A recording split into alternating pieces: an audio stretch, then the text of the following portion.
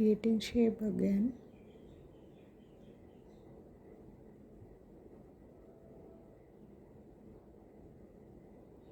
Here you have to look carefully.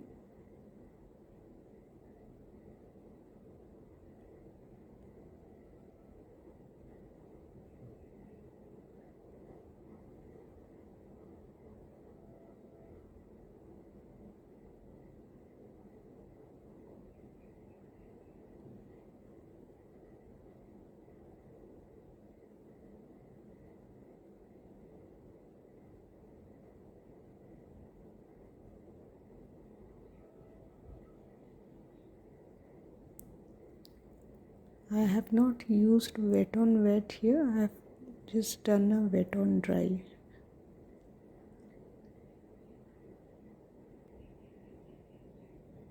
Because top area is entirely light, most of it, so we have to paint light, cannot go dark, because in watercolors we go from light to dark.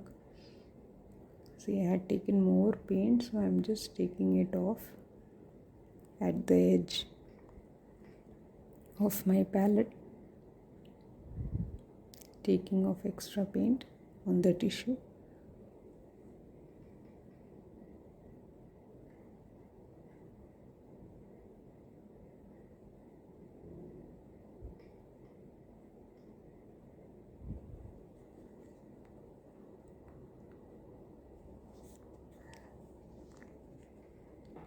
Looking at the shape from the reference image and making it.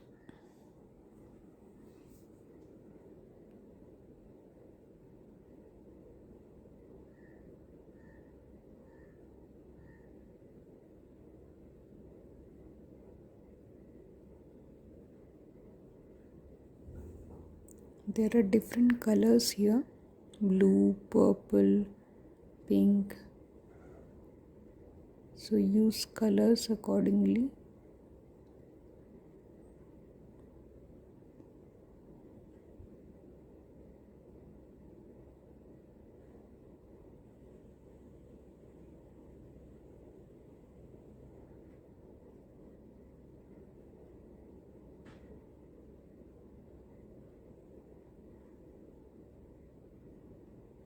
There's the shape here. Just marked out the boundary and then I'm putting in some water, but very less thin glaze of water. It is not a pool of water.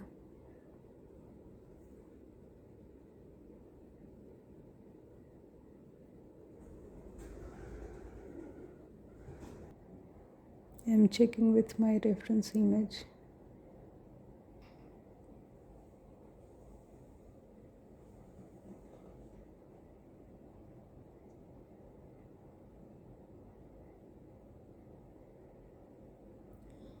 We have to be patient.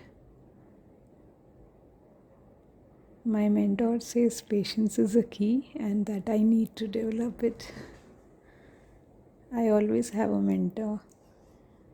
I try to listen to them. Check with the image.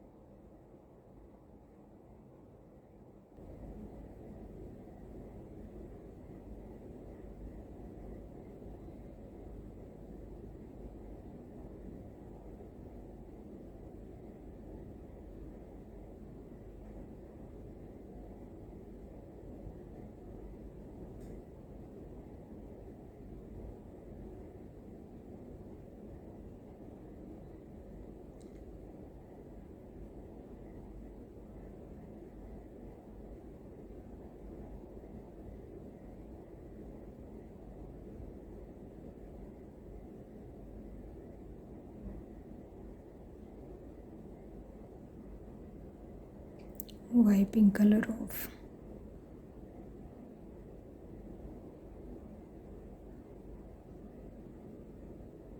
I have water on my brush.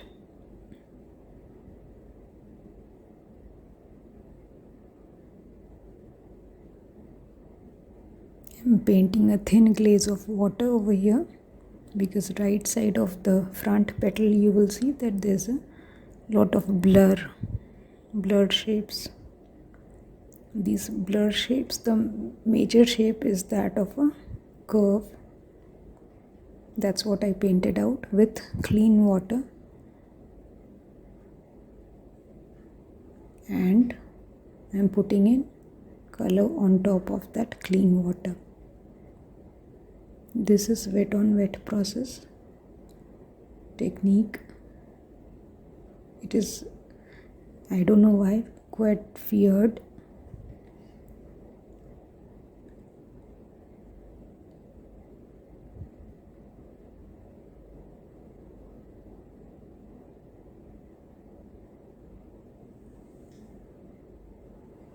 See, I'm shifting the color towards where it is the darkest. That color could have gone on wherever the water is. It will go on wherever the water is. So I first shifted with my brush all the color down towards the base of the flower. Veins, so I am taking my 000 and holding my brush almost perpendicularly in some areas and marking out dots and veins. You can even give your hand a shake as if it's shaking. That will also help. You don't have to be very straight with your veins over here.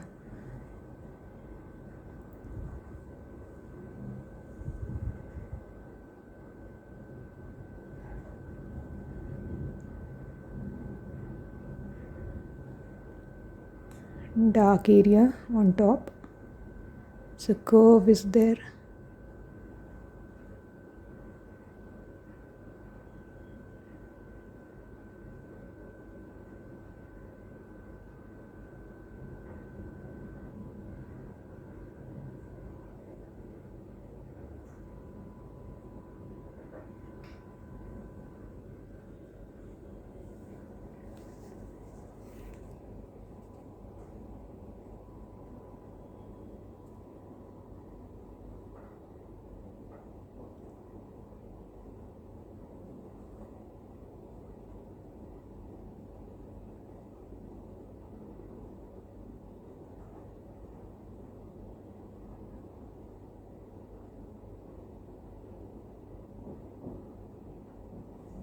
Do the veins as you can see them.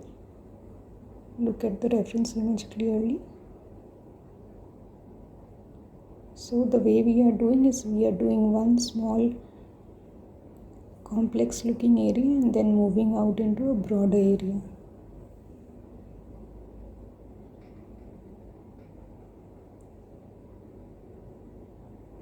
Always going from light to dark.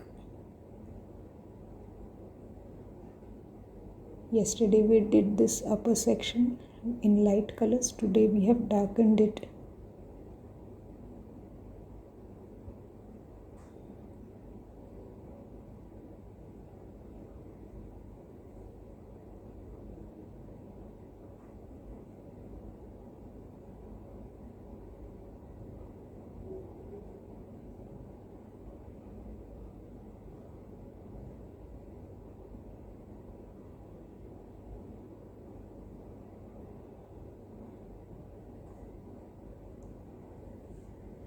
Creating the veins still. You can even create these veins using small dots.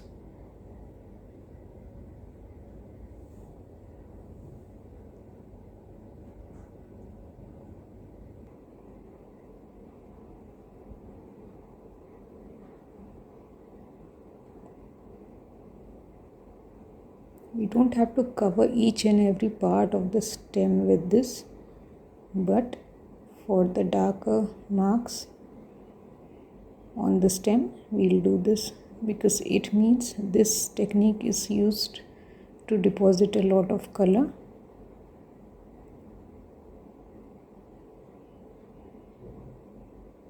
onto your paper.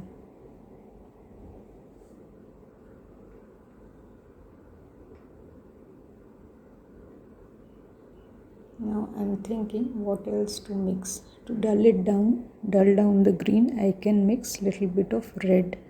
If I do not have red, I can go with pink. If I do not have pink, I have maroon, I can go with maroon.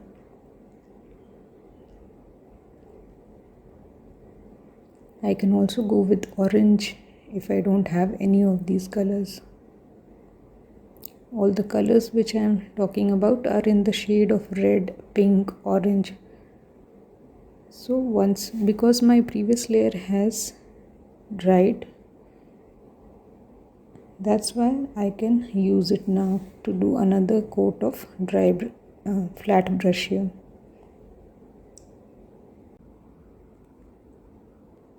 Carefully observe and put in the darks because that will help form the shadow areas, shape of the flower in the shadow areas.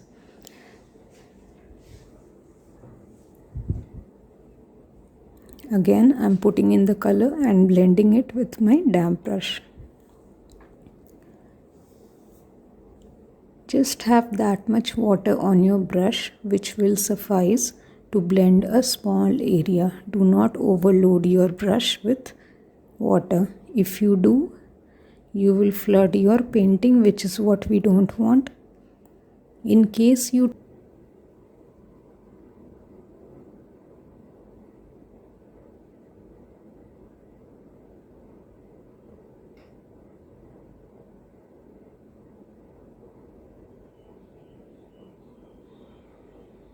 marking in and blending the spots.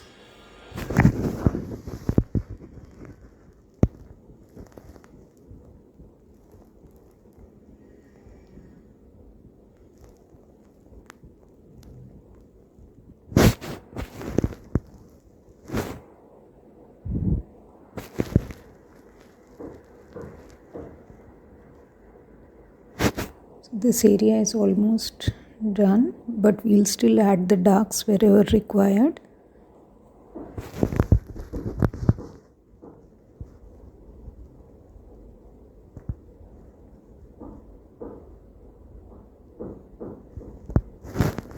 This is another layer we are going with it.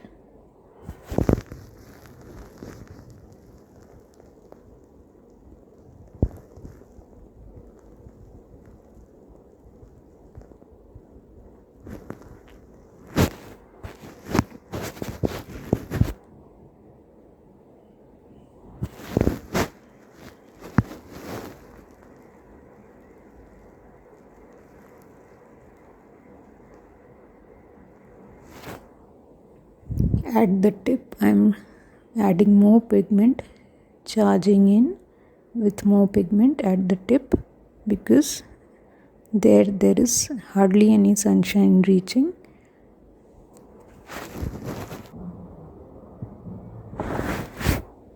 As I had said, this base has both vertical and horizontal lines. So the horizontal lines over here are not completely horizontal, but they are in the form of a C, inverted C.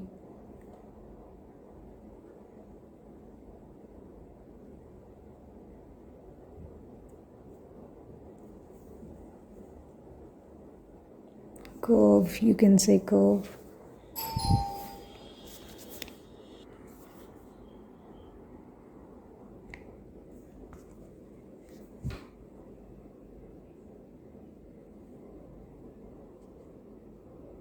Here again I'm making those horizontal lines. These are very thin and sort of curvy, not completely horizontal. Curvy in the sense that in accordance with the shape of this base of the flower.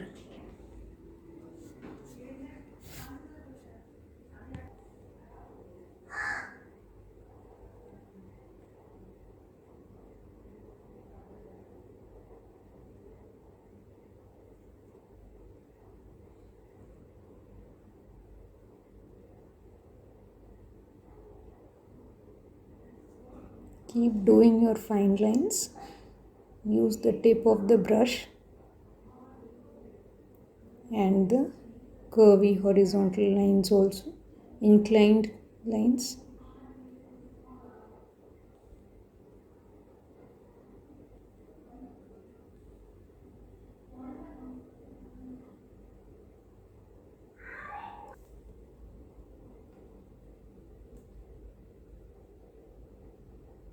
So we are reaching almost the end of our painting process today.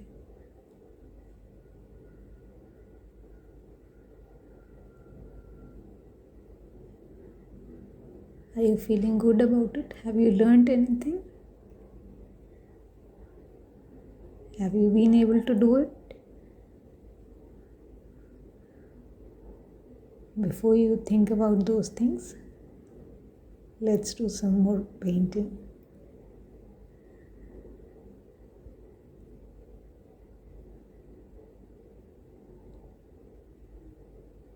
Here again we see inverted C's and triangles, so I'll make a C here.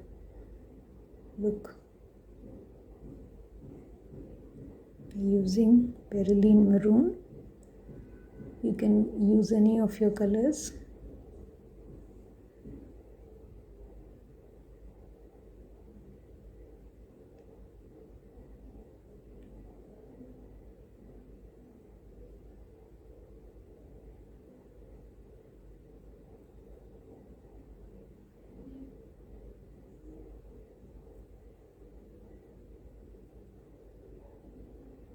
I'm just darkening what we did earlier.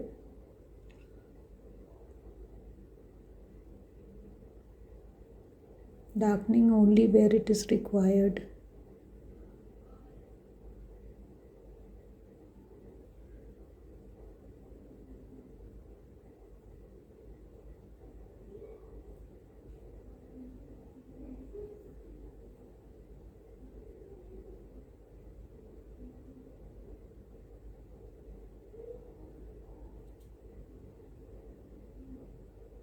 Outlining this area so that it can look as something divergent from that central petal. Here we need to go darker.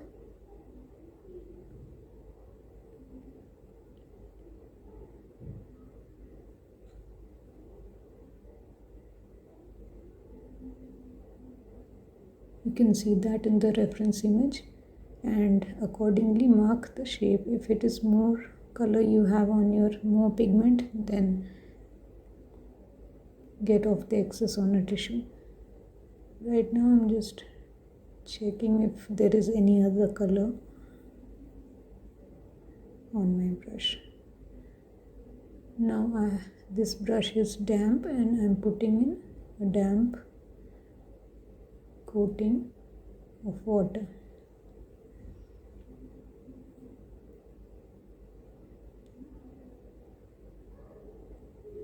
With a diluted perylene maroon, I'm coming down this area.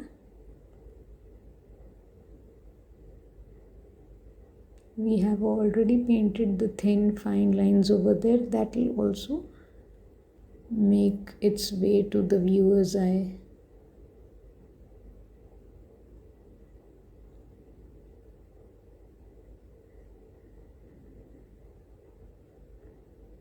And here.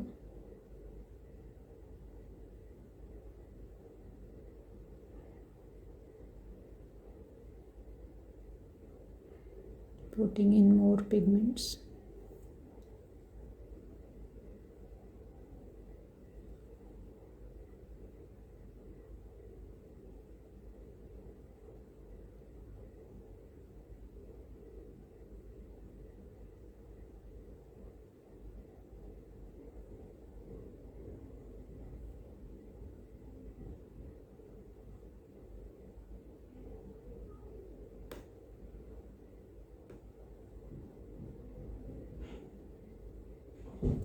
Still using a thin layer of perylene maroon.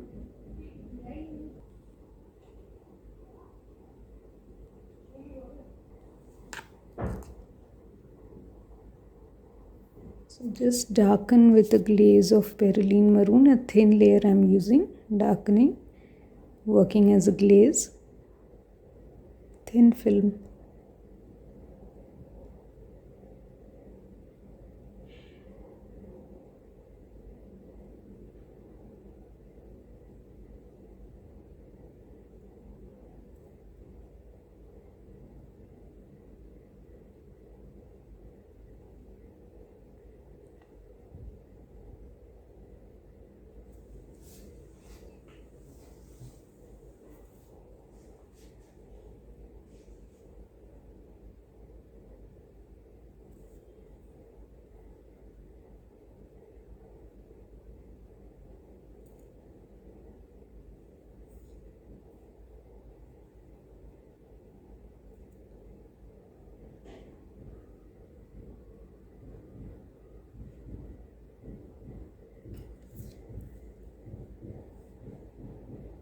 Darken the edges as necessary.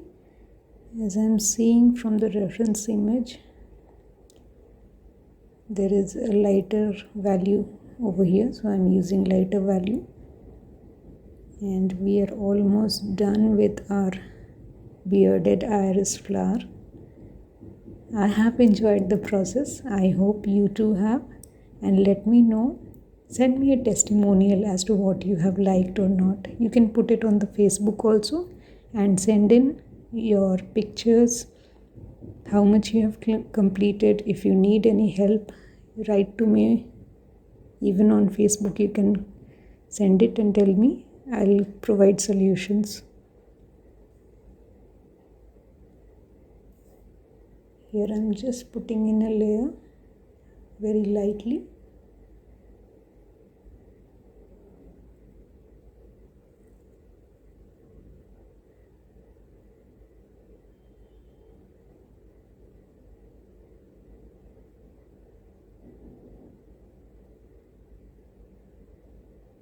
So it was a nice time working with all of you, working for all of you, and I look forward to these moments again.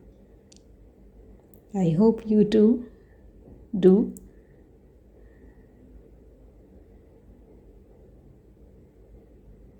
And let's be in touch.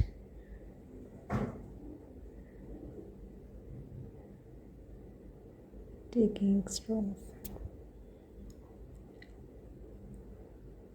And best of luck, and always post what you have done on my Facebook page.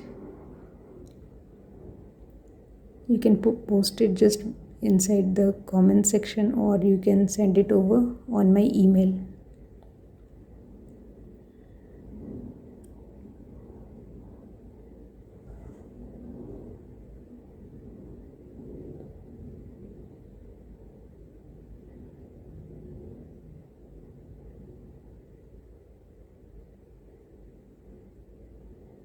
I think we are done. Thank you, everyone. Thank you.